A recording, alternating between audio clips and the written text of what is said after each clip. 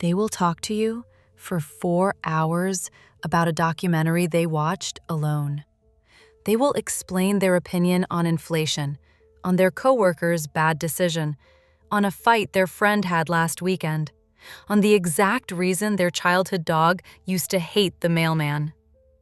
They will tell you what they think about almost everything that exists in the world, freely, in detail, without you ever having to ask twice, without a single hesitation in their voice.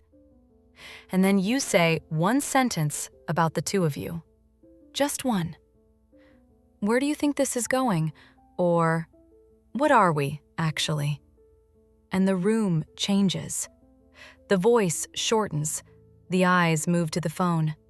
The answer becomes vague in a way that nothing else they've said all day has been vague. This is not someone who struggles to talk. This is someone who talks constantly, fluently, generously, about everything except the one subject that would require them to mean it. And that gap, the one sentence they will never let land, is the whole relationship, hiding in plain sight. That's the pattern in its plainest form, and once you see it, you cannot unsee it. It has nothing to do with how much they talk.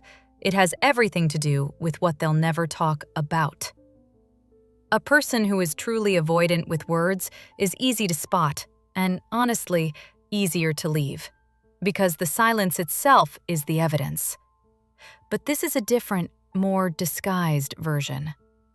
This is someone with an opinion on everything, someone who seems emotionally available, seems present, seems like the kind of person who opens up. And they do open up, just never about the thing that would cost them something. Never about us. Never about we. Never about a shared future that has both your names attached to it. The story you're telling yourself is that someone this talkative, this engaged, this willing to go deep on 100 other topics must also be capable of going deep on this one. The structure says otherwise. The structure says the word us is the one exit they've never once walked through, no matter how many other rooms in the conversation they've been happy to wander into.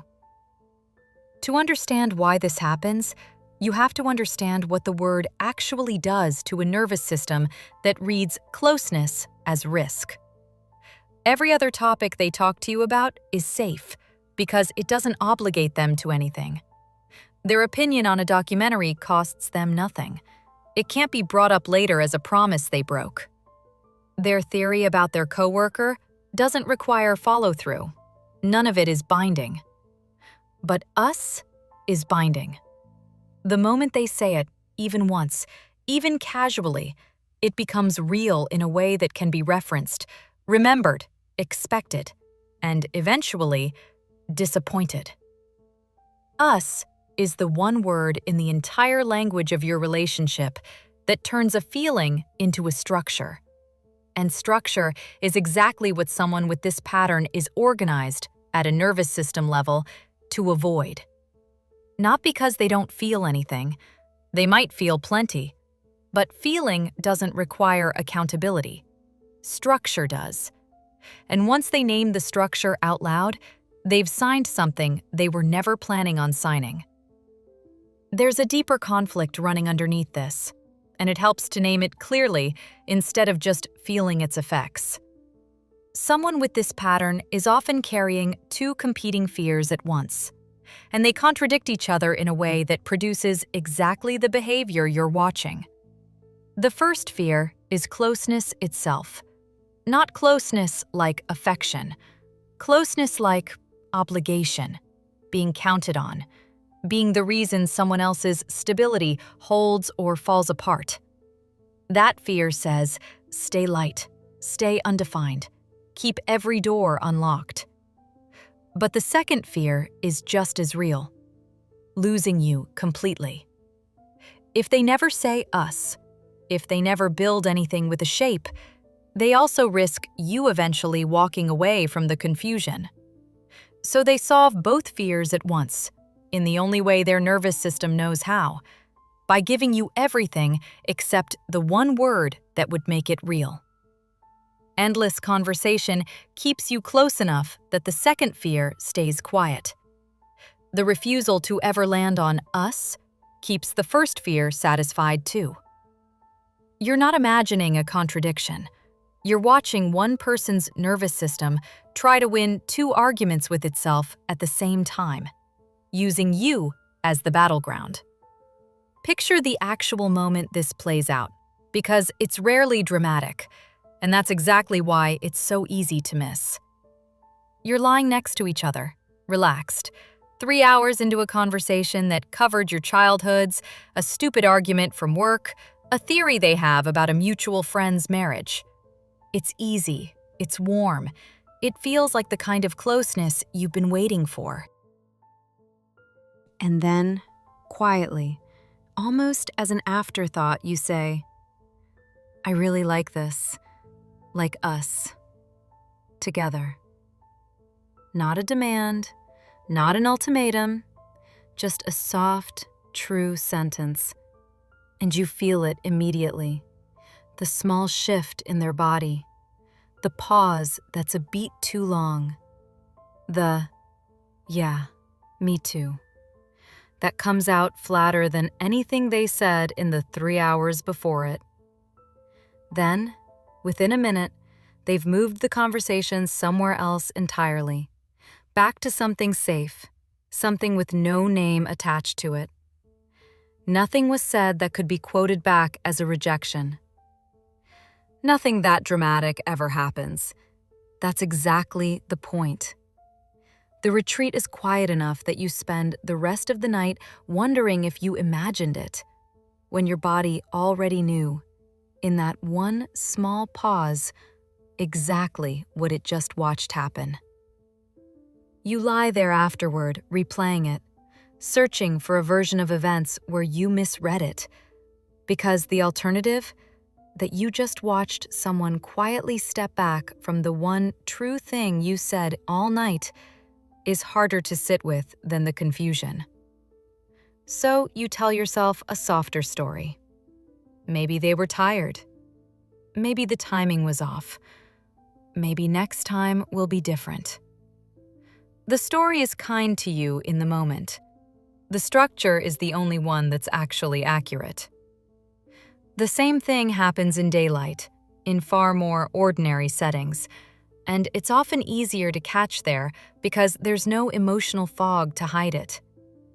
You're apartment hunting together, casually, just looking, and they talk with real enthusiasm about layout, light, neighborhood, right up until the agent asks, "So, is this for the two of you?" And the enthusiasm drops instantly into something non-committal. "Oh, we're just looking." You're at a friend's engagement party, and they'll talk for 20 minutes about the venue, the ring, the timeline of the couple's relationship, with genuine interest, and then go quiet the second someone turns to the two of you and asks, half joking, "You two are next, right?" The joke lands on everyone except them. This is the same pattern showing up in 100 different rooms, because it was never about any one conversation. It's about a category of language they've organized their entire nervous system to step around, no matter what room they happen to be standing in when it comes up.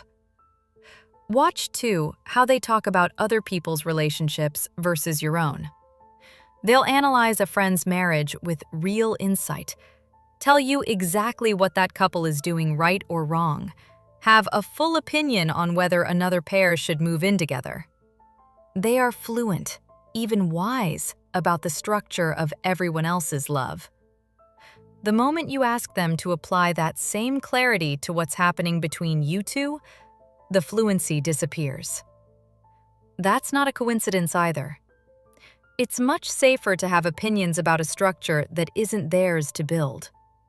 The second the structure in question is the one with their own name on it, the analysis stops.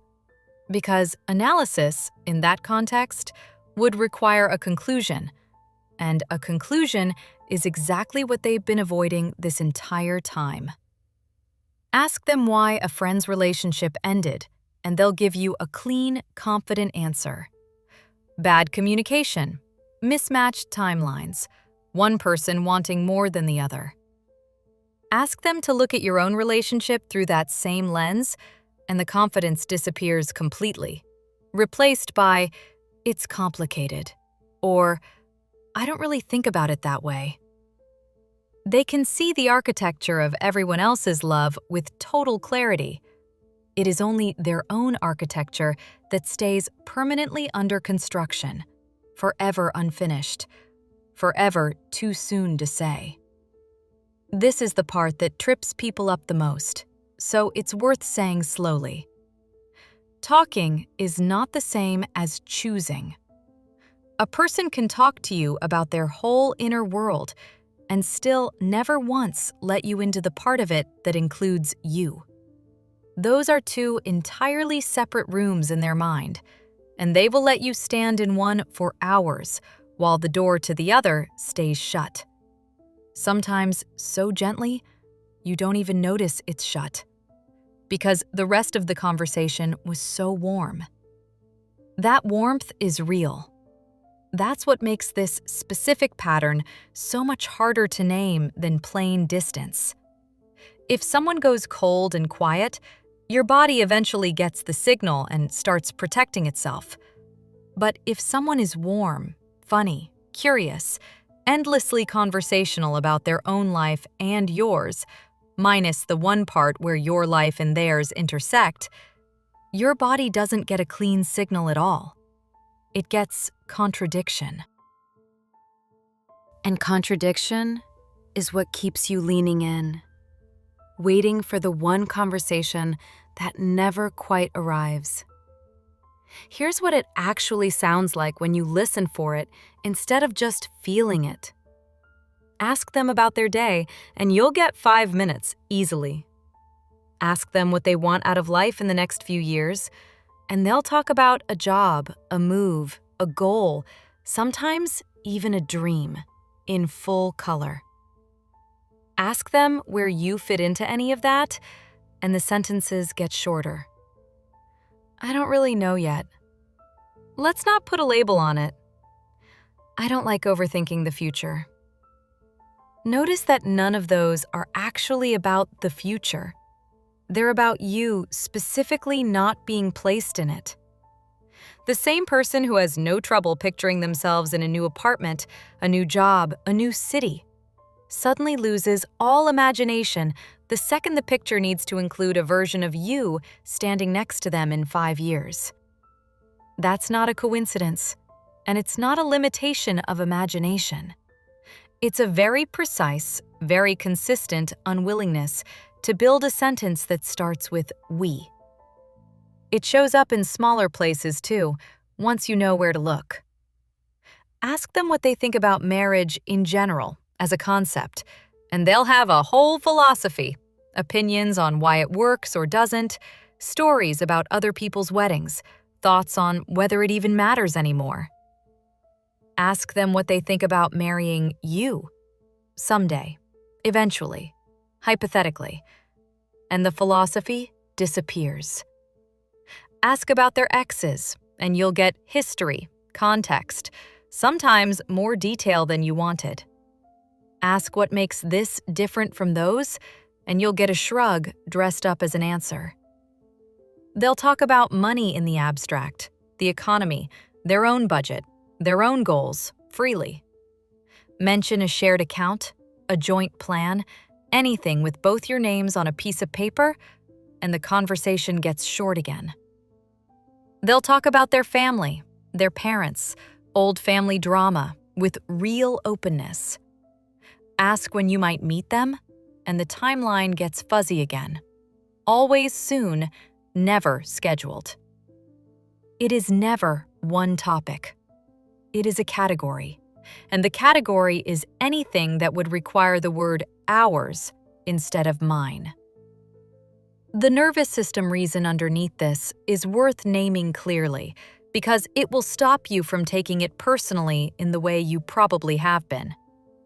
Somewhere earlier in their life, being counted on likely came with a cost. Being needed meant being responsible for someone else's stability, or being blamed when things went wrong, or being smothered by an expectation they never agreed to. Their body learned, long before you ever met them, that the moment something becomes ours, it becomes a liability. Not a gift, a liability. Something that can be taken from them, or something they can fail at, or something they'll be blamed for if it falls apart. So they built a very functional, very charming way of staying close to you without ever stepping into the part of the relationship that would make them responsible for its outcome. Talking endlessly about everything except us is not a communication problem. It's a structural workaround. It lets them feel connected without ever being accountable to the connection. This is also why the pattern doesn't stay perfectly consistent, and why the inconsistency itself is part of what keeps you hooked. Every so often, usually without warning, they'll say something that sounds like the real thing. I could see us doing this next year. One sentence, dropped casually, gone as quickly as it arrived. Never repeated, never built on. Your entire nervous system lights up around that one sentence for days. You replay it. You build a whole future out of 6 words, because after so much careful avoidance, any crack in the wall feels enormous. That's not an accident, and it's not really progress either. Occasional, unpredictable moments of the real thing are what keep a pattern like this alive far longer than constant absence ever could. If they never once said it, you'd have left by now. The rare sentence is what convinces you to keep waiting for the next one, and there's always a next one, spaced out just far enough to keep the hope from fully dying. The story tells you that sentence was the real them finally showing through. The structure tells you it was one data point inside a much larger pattern of avoidance, and one data point was never enough to outweigh all the others. And here's the part that matters most for you, the part the story keeps getting wrong. You've probably been reading the sheer volume of conversation as proof of intimacy. More talking must mean more closeness, right? That's how it works with almost everyone else in your life. But with this specific pattern, volume and intimacy are not the same measurement at all. A person can generate an enormous amount of words and still be giving you zero access to the one place that actually matters. The place where they'd have to say, out loud, in a sentence, that you are a fixed part of their future, and not just a very engaging feature of their present.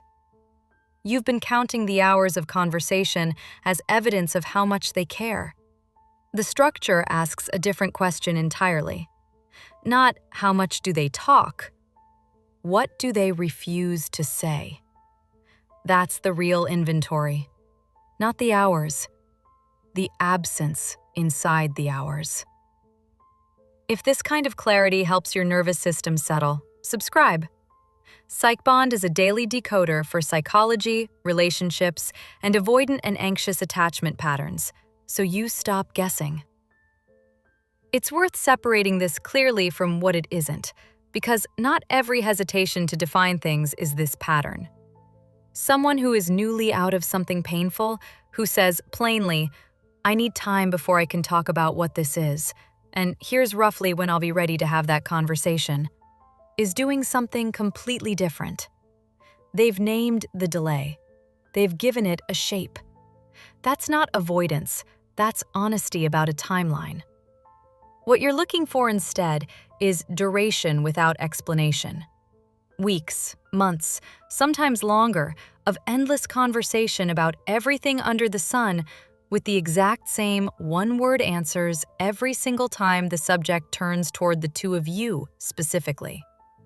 If the vagueness is permanent and the subject is always the same subject, That's not a pause. That's a wall with a very friendly paint job. It's also worth noticing where this shows up outside of the big define the relationship conversation, because it rarely stays contained to just that one moment. It shows up in how future plans get discussed. They'll talk about a trip they want to take, animatedly, with real detail, right up until you ask if you're coming, and then the plan gets suddenly vague, undecided. We'll see. It shows up when you mention something 6 months out, a wedding, a holiday, a lease renewal, and they change the subject with a joke instead of answering. It shows up in how they introduce you, or don't, to the people in their life, always with just enough warmth that it doesn't feel like rejection, but never with the specific language that would actually name what you are to them. Each of these on its own could be explained away. Stacked together, they form the same shape as everything else in this pattern. Endless detail everywhere, except the one place detail would actually cost them something. There's a specific kind of confusion this creates in your body, and it deserves to be named directly instead of just felt. When someone is fully absent, your nervous system eventually calms down into grief, because grief, as painful as it is at least a clear signal. It knows what it's responding to. But when someone is present for almost everything except the one thing you need most, your body doesn't get to settle into anything. It stays in a low, constant hum of almost. Almost close. Almost sure. Almost real. That hum is exhausting in a very specific way, because it's not the exhaustion of being ignored, it's the exhaustion of being almost seen, over and over, without ever crossing into being fully claimed. You start doing the guessing work they were never willing to do themselves, replaying conversations for hints, trying to find the version of the question that finally gets a real answer, when the truth is that no version of the question was ever going to get a real answer, because the block was never in how you asked it. Your chest tightens right before you bring it up. Your voice gets careful, softer than you mean it to be, because some part of you already knows what kind of answer is coming and is trying to control the damage in advance. That's not you being fragile. That's a body that has learned, from real, repeated evidence, exactly which question in this relationship never gets a straight answer. And it starts flinching before the sentence is even finished. You might also notice yourself starting to shrink the question to make it easier for them to answer. Instead of asking, "What are we?" you start asking smaller, safer versions instead. Are you seeing other people? Do you think about me during the week? Small enough that they can answer with warmth without it costing them the actual commitment. And they will answer those, warmly even, because those questions don't require the word us either. This is worth catching in yourself, not to blame you for it, but because it's one of the clearest signs the pattern has started shaping your behavior too. You've learned, without meaning to avoid the same word they avoid, just to keep the conversation feeling good instead of tense. That's not weakness. That's your nervous system adapting to someone else's avoidance in real time, the same way any nervous system adapts to keep a bond from breaking. But it's worth knowing you're doing it, because the goal was never to get better at avoiding the real question alongside them. The goal is clarity, not comfort. Here's the distinction that actually resolves this, and it's the one worth carrying with you after this video ends. Someone who is capable of real partnership doesn't need to be pressured into the word us. It comes up on its own, unprompted, in ordinary sentences. When we go there next year. Our place. What we're doing this weekend. Small, natural, structural language that assumes a shared future without needing a formal announcement first. That's not a performance. That's what integration actually sounds like when it's real. Because the relationship has already been built into how they think, not bolted on afterward as a concession. It doesn't require you to bring it up first, and it doesn't disappear the next morning like it was never said. If you have to specifically request the word, watch them dodge it, wait, ask again, and still only get a maybe, that absence is not shyness and it's not slow timing. It's structural information. It's telling you, plainly, that the relationship exists in your mind as something whole and in theirs as something still fully optional. So here's the shift that actually matters, and it comes in 3 small, deliberate parts. First, stop counting the hours of conversation as evidence of anything. Hours don't tell you what you need to know. They never have, and they were never going to. Second, start listening for whether we language shows up anywhere in their sentences without you having to go looking for it. In plans, in small everyday moments, in how they picture next year. Not when you ask, when they're not thinking about being asked. That's the only version of the data that isn't performance. Third, stop shrinking the question to make it easier for them to answer. You don't need a smaller version of us that fits inside their comfort. You need the real one, asked plainly, and you need to actually let their answer, or their non-answer, be the information it already is. None of this means you did something wrong by wanting the word, wanting to be named, wanting a shared future to have a shape, wanting the person you've given hours of your life to actually say it back. That's not too much. That's the baseline. The problem was never the size of what you were asking for. If it's there, even quietly, that's real data. And you can build on real data.